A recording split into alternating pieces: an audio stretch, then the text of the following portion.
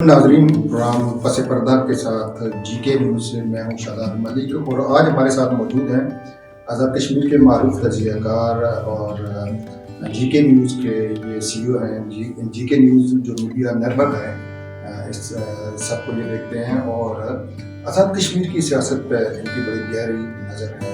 जनाब दिलावर बुखारी साहब, हम इनसे जानेंगे कि आज़ाद कश्मीर में जो हालिया इंतखाबात हुए हैं, जो बलदियाती इंतखाबात हुए हैं, बुखारी साहब आप इसको किस नज़र से देखते हैं? शादाब मलिक साहब, बहुत शुक्रिया। मैं ये समझता हूँ कि ये बहुत अरसे के बाद 20 साल के बाद ये जो इंतखाबात हुए, इसका नसेरा जो मौजूदा वज़ीर-ए-आज़म पाकिस्तान तहरीक इंसाफ के जो वज़ीर-ए-आज़म हैं, उस पार्टी सदर भी हैं, तनवीर इलियास के सिरे पे जाता है। अगरचे कि उन्होंने अपनी वजारत तो जितने भी ये मामला किए हैं इस तक पहुँचे, इसकी जो खरीद व फरोख्त का एक बहुत बड़ा बाजार गर्म किया, वो अपनी जगह पर मौजूद है। लेकिन अपनी वजारत के अंदर उन्होंने ये काम ज़रूर किया है कि ये एक तारीख साज काम था जो 35 साल तक 36 साल तक नहीं हो सका, ये उन्होंने करके ये सेरा उनकी तरफ जाता है। यानी दोनों काम तारीखी किए हैं, वज़ारत-ए-उज़्मा भी खरीद दिए जी और इलेक्शन भी करवा दिए। चलो, यानी हम इनको वाकई खराज तहसीन पेश करते हैं कि चलो खरीदो फरोख्त ज़ाती पैसा था जिसको भी दिया।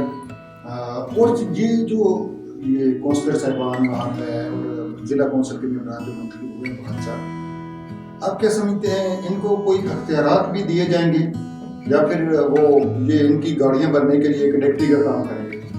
मैं ये समझता हूँ कि अगर इतना बड़ा इन्होंने ये प्रोजेक्ट लॉन्च किया और इतना बड़ा मामला हुए, अगर इनके पास इख्तियारात न हुए तो फिर ये मैं समझता हूँ कि ये फ्री की रियासत है।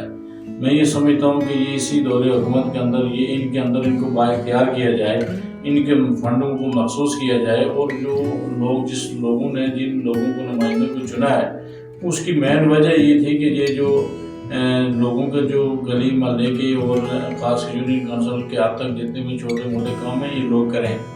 अगर ये इनके पास इख्तियारात नहीं होंगे तो फिर क्या करेंगे ये? मैं नहीं समझता हूँ कि अभी तक इनके पास कोई इख्तियारात आया है या कोई इनके पास कोई ऐसा इख्तियारात आएगा।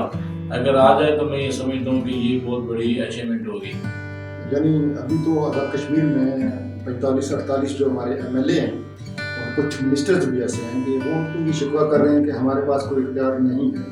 और ये जो 2000 BD मेंबरान हमारे आ जाएंगे, 2000 के लगभग जो जिला कौंसिल के और काउंसलर हैं, जी जब 48 बंदों को कुछ नहीं मिला है तो इन 2000 को क्या देंगे आपके तनवीर इलियास साहब? नहीं, मैं ये समझता हूँ कि अगर बाज़ाब्ता मैं ये इलेक्शन करवाने से पहले ही इनके जो इनको बाइख्तियार बना दिया जाता और इनके लिए प्रॉपर एक कानून साजी की जाती है और क्या क्या इनके फंड, इनको सालाना जो फंड हैं इनके हवाले से ये मुख्तस कर लिया जाता तो वो बहुत बेहतर था।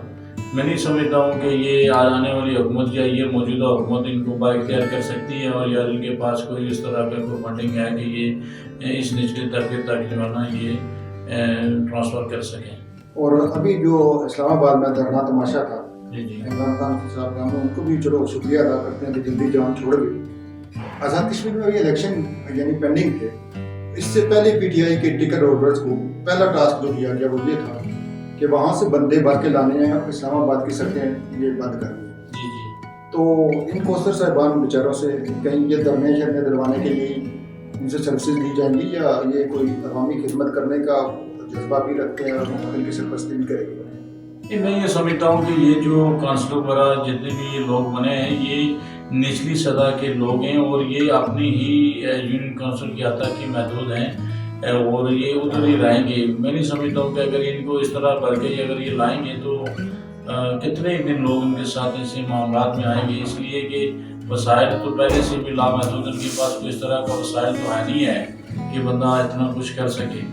मैं ये समझता हूँ कि ये एक मुश्किल टाइम होगा इन लोगों के लिए और आने वाले मामलात में। हम उम्मीद करते हैं कि वाकई आवाम की खिदमत करेंगे और बिल्कुल जो आम निचले लेवल से लोग आते हैं बड़े मुखलस लोग होते हैं, बड़े जज्बात होते हैं, लेकिन जब ऊपर से मायूसी आती है तो वो बेचारे, जैसे आपने देखा पंजाब में जैसे ही बुज़दार साहब की हुकूमत आई, पहला काम ये किया कि BD मेंबरान को जो लोकल हमारी बॉडीज़ थी उनको तोड़ के उनको ख़त्म करके तो सिर्फ फराह गोगी और बुशरा बीबी और फलाना गुज्जर और ये वो, उन दो चार बंदों को सारे इख्तियारात थमा दिए और MPA तक MNA तक सारे जनाब वो महरूमी का शिकार रहे।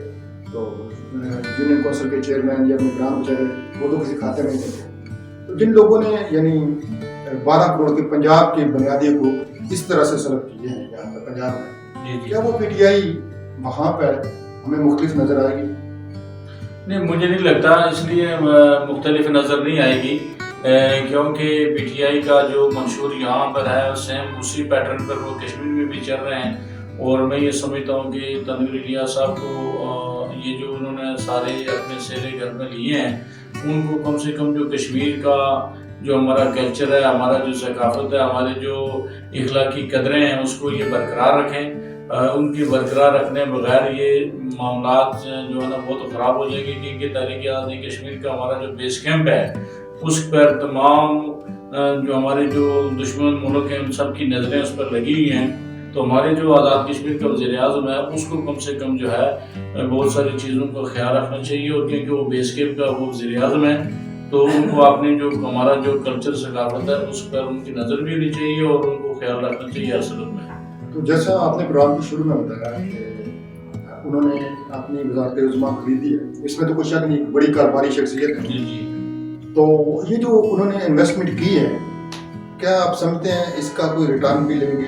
क्योंकि अपना सरमाया, एक ताजिर जो है वो अपना सरमाया ज़ाया नहीं होने देता। तो क्या समझते हैं आप, उन्होंने क्या देख के ये इन्वेस्टमेंट की? मैं ये समझता हूँ कि कारोबारी आदमी जो होता है वो अपने अगर 10 रुपये भी कहीं लगाता है तो उसको ये वो जगह वो ज़रूर रखता है कि इसके 10 के साथ 20 बनाए जाएं, लेकिन 10 के साथ 5 सारा करने के प्रोग्राम में नहीं होता। लेकिन बदकिस्मती से मैं ये समझता हूँ कि जिस उनकी जो सोच और फिक्र थी उसके मुताबिक वो जहाँ तक उन्हें जाना था वो चले गए हैं। मुझे नहीं नज़र आता कि वो दूर दूर तक किसी इन्वेस्टमेंट को दोबारा इस पर कोई प्रॉफिट लेवल पर जा सकें या इसको दोबारा इस पर कोई उनको फ़ायदा हो सके, क्योंकि आगे जो हालात हैं वो उनकी आँख में नज़र जाते हुए नज़र नहीं आ रहे मुझे। तो मतलब ये कि उनकी हड्डी चलती नज़र नहीं आती। नहीं, एक तरफ तो हड्डी नहीं चल रही है और दूसरी तरफ उन्होंने वज़ीर आज़म पाकिस्तान के साथ भी फंडा डाला हुआ है।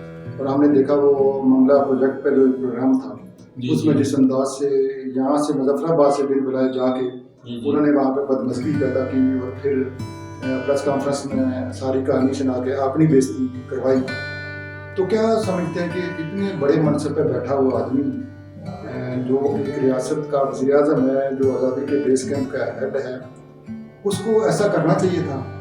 मैं ये समझता हूँ कि हमारा जो तनवीर इलियास साहब एक बड़ा ज़ीरो किस्म के आदमी है और हमारे सियासत का एक नाम है उनका, और बड़े इतने बड़े मनसूब पर रियासत के बड़े ओहदे पर बैठ के मैं ये समझता हूँ कि उनको ऐसा नहीं करना चाहिए था। पहली बात तो ये थी कि उनको अगर इन्विटेशन की नहीं थी उनको उस प्रोग्राम में नहीं जाना चाहिए था। अगर वो प्रोग्राम में चले गए थे तो दौरान तकरीर उसको ज़रा एक रियासत के पाकिस्तान का एक अटमी कुव्वत मुल्क है उसका जो वज़ीर आज़म अगर वो बात कर रहा है तो उनको लाइव कवरेज चल रही है तो उनको बात करने देते। बात करने के बाद वो अपना मौक़िफ़ भी रख सकते थे कि ये मेरा ये मौक़िफ़ है। और मैं नहीं समझता कि पिछले दिनों में आपने देखा होगा कि इमरान खान ने भी जब फारूक हैदर के लिए इस तरह का जो अल्फाज बयान किए थे तो वो तो मैं समझता हूँ कि तनवीर इलियास साहब के लिए शहबाज शरीफ साहब ने नहीं इख्तियार किए जो इमरान खान ने फारूक हैदर के लिए कहा था। और वैसे पर्दा में हम आखिरी सवाल आपसे पूछेंगे कि ये जो मंगला में मामला हुआ और ये जो इलेक्शन हुए सारे, इसकी पस मंज़र की कहानी और हकीकत आप हमारे नाज़रीन को बताएं। देखिए जी कि इसकी जो मंगला हुआ, मंगले के जो प्रोग्राम जो आपने भी लाइव भी देखा होगा, सब दुनिया ने देखा और उस पर कश्मीर कम्युनिटी ने बहुत झराना अंदाज में अग्रेसिव मूड में आकर लोगों ने बुरा भला भी कहा। ठीक है, वो हमारी रियासत के वज़ीर आज़म है, हमारी रियासत के वज़ीर आज़म का जो तशख़्ख़ुस है उसको पामाल कोई करे तो उसमें हमें भी तकलीफ होती है। मेरा सवाल ये था खान साहब कि क्या जैसे इमरान खान साहब ने GB के वज़ीर आला को, पंजाब के वज़ीर आला को और KPK के वज़ीर आला को ये हदायत दे रखी हैं कि वफाक पे चढ़ाई करनी है, वज़ीर आज़म पाकिस्तान को आड़े हाथ लेना है और इस हमारी मईशत का जो थोड़ी बहुत कसर रह गई है ये भी पूरी करनी है, क्या उसी एजेंडे के मुताबिक यहाँ से मुजफ्फराबाद से तकरीबन 300 किलोमीटर का सफ़र करके हमारे वज़ीर आज़म आज़ाद कश्मीर मंगला पहुँचे थे? या वाकई वो कोई उनका कोई जज्बा जो था वो खालिस था?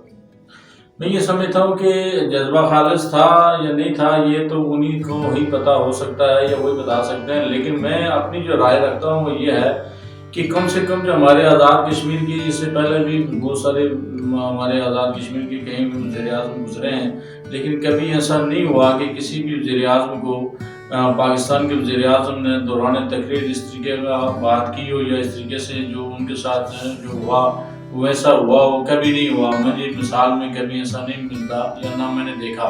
तो पहली बात ये थी कि मैंने पहले भी अर्ज़ किया कि वज़ीर-ए-आज़म साहब वहाँ पर जो है ना मौजूद नहीं किए गए थे, इनको इन्विटेशन नहीं था तो इनको नहीं जाना चाहिए था। अगर वही फार्मूला जो इमरान खान की हदायत के मुताबिक, पार्टी पॉलिसी PTI के मुताबिक अगर वो वहाँ से वहाँ तक गए हैं, मैं ये समझता हूँ कि उन्होंने कश्मीरियों का जो एक हमारा कल्चर और सकाफत है, हमारी जो मेहमान नवाजी है, जो हमारे कदर और कीमत है, जो हम लोगों की इज़्ज़त करते हैं, ये हमारे लिए कहा जाता है कि कश्मीरी बड़े मेहमान नवाज हैं और बड़ी इज़्ज़त कदर करने वाले लोग हैं। तो उसका मैं ये समझता हूँ कि ये बड़ा नुकसान हुआ है। इस बात पे कश्मीरियों के ऊपर बहुत सारे सवाल उठे हैं जो हमारे वज़ीर-ए-आज़म साहब को ऐसा करने से गुरेज करना चाहिए था। बहुत शुक्रिया जी बिलावल बुखारी साहब। आखिर में पसे पर्दा में सिर्फ इतना कहेंगे कि बल्कि दुआ ही करेंगे कि इन लोगों को खरीदो फरोख्त से जैसे भी ये बड़े बड़े मनसब मिल जाते हैं तो अल्लाह इनको ये तौफीक भी दे कि इन मनासिब को, इन ओहदों को बेतौकीर ना करें। अल्लाह हाफ़िज़। जीके न्यूज की मजीद वीडियोस के लिए हमारे चैनल को सब्सक्राइब करें, बेल आइकन जरूर प्रेस करें ताकि हर खबर से बाखबर रह सकें।